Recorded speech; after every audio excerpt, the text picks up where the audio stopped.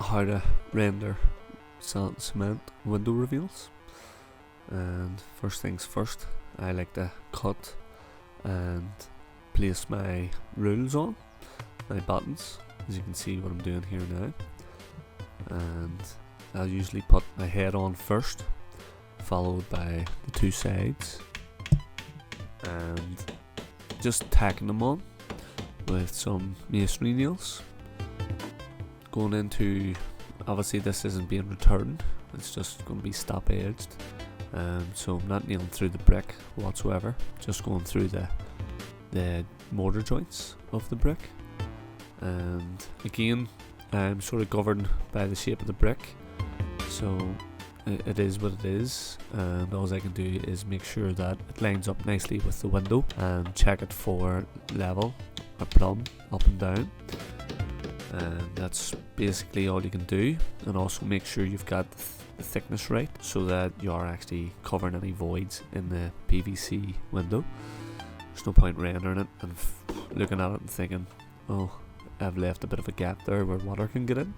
You're actually trying to stop water getting in, and so that way you should make sure that your render goes over the plastic a good bit. Even 5-6 mil would be nice of a coat. And these have been slightly SBR painted on with a bit of cement previous me coming, so that's quite handy as well. You don't always have to scratch coat your reveals. It is better to have some kind of undercoat on, as it will actually be a bit stronger, so I expect these will be pretty good. And again, I like to get all my rules cut and fitted before I mix my render.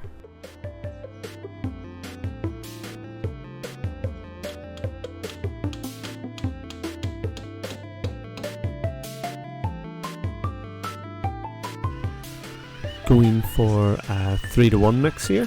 4-to-1 would be okay as well, as remember it is practically slurry coated.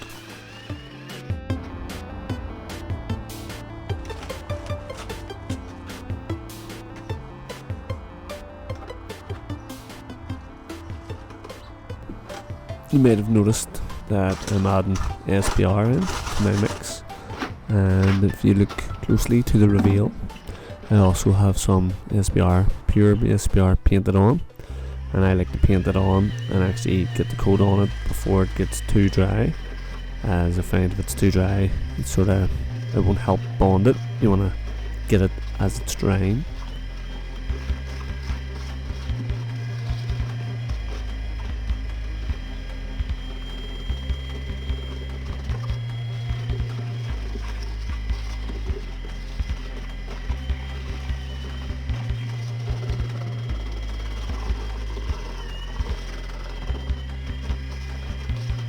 Giving it a real good whisk up. Don't want no dry sand at the bottom. And also washing the drill after every use. Make sure you get it clean, especially with the SP on it. It does tend to set that bit quicker, and when it sets, it's really strong.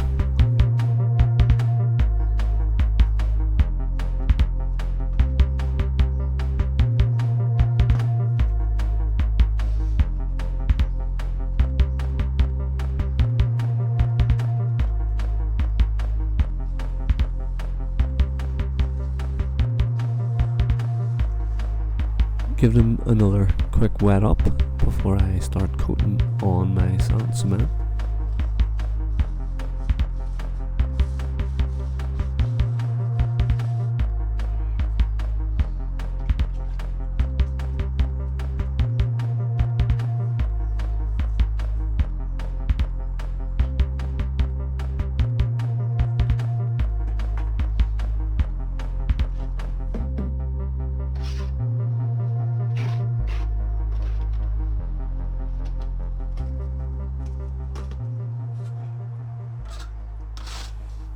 Again guys, I'm coating it from just below the top. That's sort of where I like to start my reveals when I'm coating them on. You can start at the bottom, work your way up. Sometimes it's better to start at the bottom, as the render, can hold itself. It just really doesn't matter too much where you start on the reveal. as long as you get it on and you get it straight. I'll show you that in the next stage. And again, showed it in a previous video. If you want to see that one, it's in interior plaster, but the same methods apply. I'll show you that here.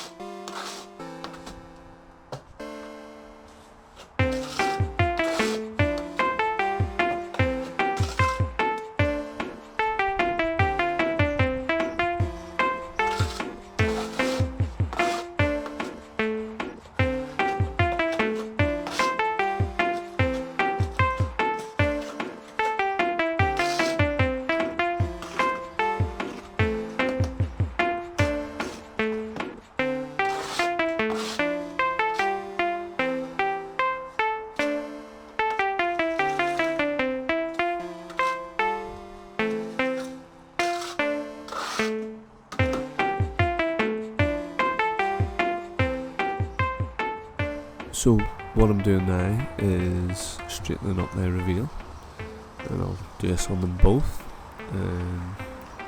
I'll show you a wee clip up close here of exactly what I'm doing.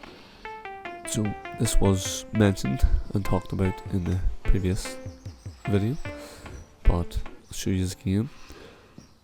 Simply place it in till it's square, nice new trowel, nice square trowel, and you can pinch your finger on the inside and don't let it move, and that'll keep your reveals lovely and square. This works just as well on satin cement, if not better, than it does on any undercoat gypsum plaster. And again, for the top where your finger doesn't meet, you just rule it off basically, and that can be the same at the bottoms as well. Just rule it off, fill in your slacks as you would on a wall, fill them in and re-straighten, and then you'll have a lovely bit of straight wall ready for rubbing up. You'll be able to see me do that on the satin cement here also.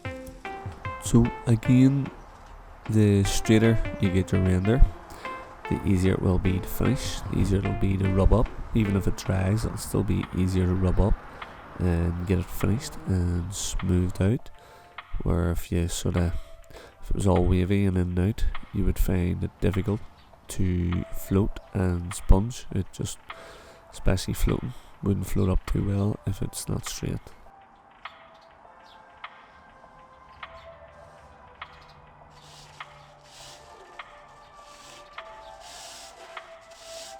I am washing down my reveals as I go, and making sure I'm nice and clean off my battens here, off the two rules. The head, fortunately out here, is concrete finish, making life that bit easier. So just find it handy, I'm rubbing to sort of clean it down as I go. Fill in any wee holes as well, guys, as you go.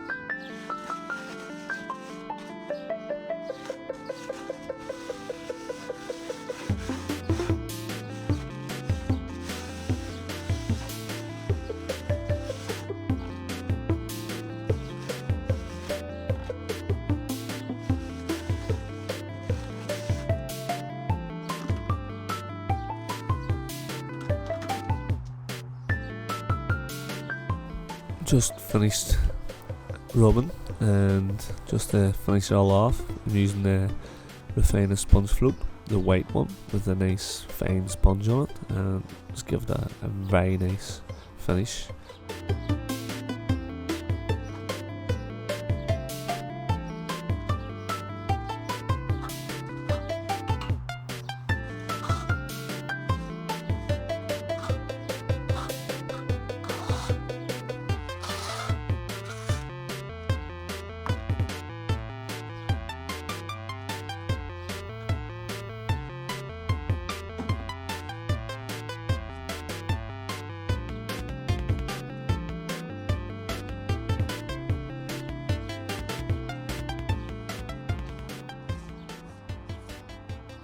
Very important, guys, is to keep on washing clean fresh water.